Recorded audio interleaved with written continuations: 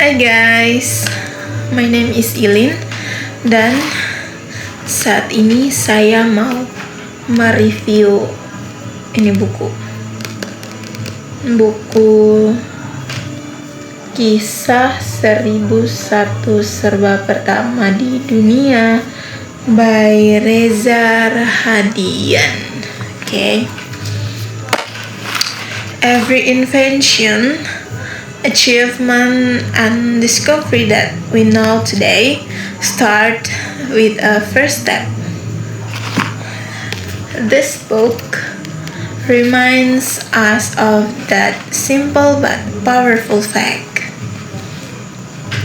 As someone who enjoys learning through interesting facts rather than long explanation, I found Kisah 1001 Serba Pertama di Dunia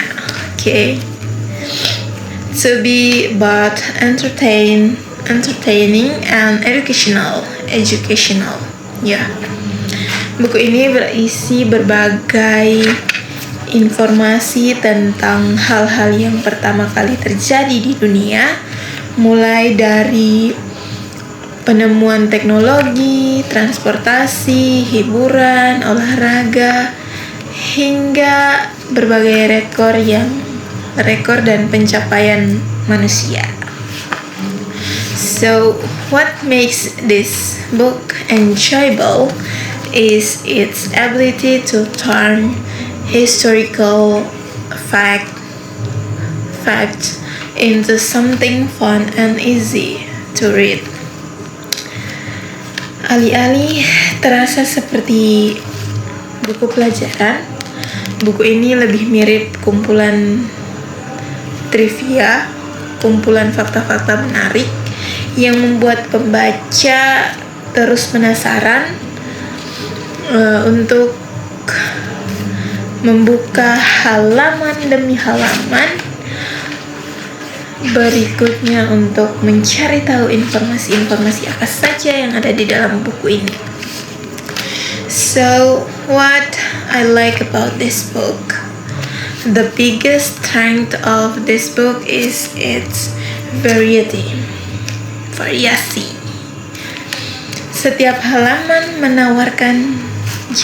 setiap halaman dari buku ini menawarkan setiap fakta-fakta yang baru dan yang tentunya berbeda, sehingga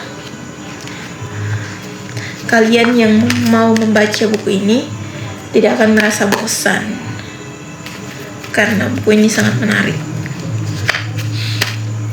Saya juga menyukai gaya atau cara penulis menyajikan informasi dengan bahasa yang sederhana dan mudah untuk dipahami. Another thing that stands out is the visual presentation. Ilustrasi dan gambar yang menarik membuat buku ini lebih hidup, especially for young readers who may not usually enjoy reading non-fiction books. So next, what could be improved from this book? Because the book covers so many topics, the explanations are often quite brief. Beberapa informasi terasa sangat menarik, tapi sayangnya tidak dibahas secara tuntas dan lebih mendalam. Salah satu contohnya itu ada asal-usul Olimpiade, guys. Asal-usul Olimpiade, sebentar.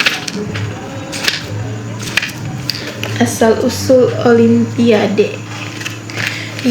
Dalam buku ini nih dijelaskan bahwa Olimpiade diadakan untuk menghormati dewa Zeus. So, Olimpiade itu diadakan untuk menghormati dewa Zeus. Dewa dewa penguasa Yunani katanya. So terus Olimpiade pertama itu hanya menyelenggarakan satu cabang pertandingan, yaitu lomba lari. Sedangkan Olympic Flame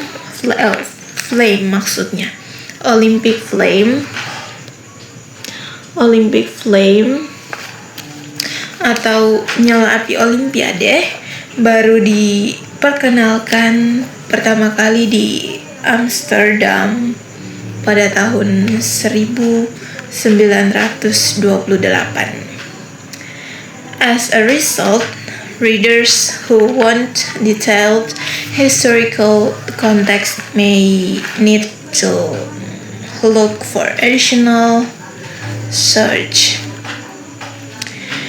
In addition, some facts may become outdated over time as new records, inventions, and discoveries continue to emerge. So, lessons and takeaways. One of the most valuable lessons I gained from this book is that innovations begins with curiosity. Buku ini menunjukkan bahwa setiap teknologi, olahraga, atau penemuan besar yang kita kenal sekarang pernah menjadi sesuatu yang baru dan belum pernah ada sebelumnya. I also learned many interesting facts that broaden my general knowledge. Selain menambah wawasan, buku ini juga menginspirasi pembaca untuk terus belajar dan menghargai proses perkembangan peradaban manusia. The next final verdict. Buku Kisah 1001 Serba Pertama di Dunia ini is a light yet informative read that successfully combines education and entertain.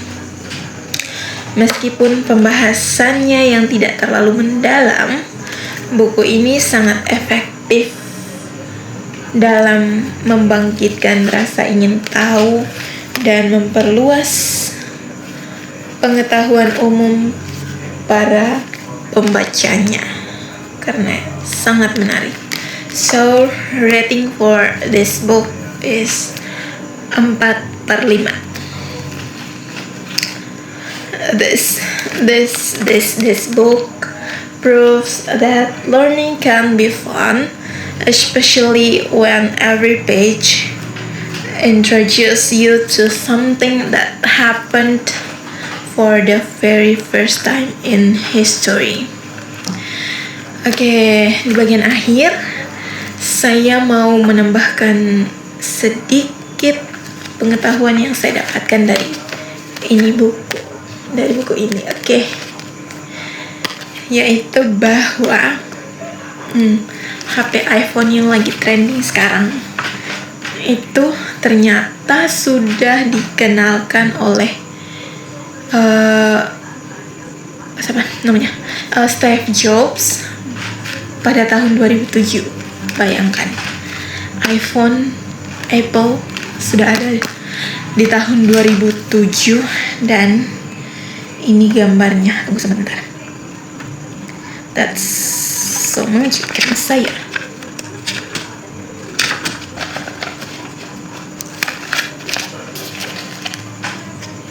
iPhone pertama dikenalkan oleh Steve Jobs pada tahun 2007. Ada lagi. Ternyata bahasa Indonesia sudah dipelajari sekitar lebih dari 45 negara. Dipelajari oleh sekitar 45 negara di dunia. Mengajarkan mata pelajaran bahasa Indonesia untuk dipelajari di sekitar 500-an sekolah yang ada di Australia. Dan yang menariknya adalah di Australia anak usia kelas 6 SD sudah pandai berbahasa Indonesia. Wow, it's very wow, awesome. Okay, that's all from me. Thank you for your attention. Thank you for watching. Bye bye.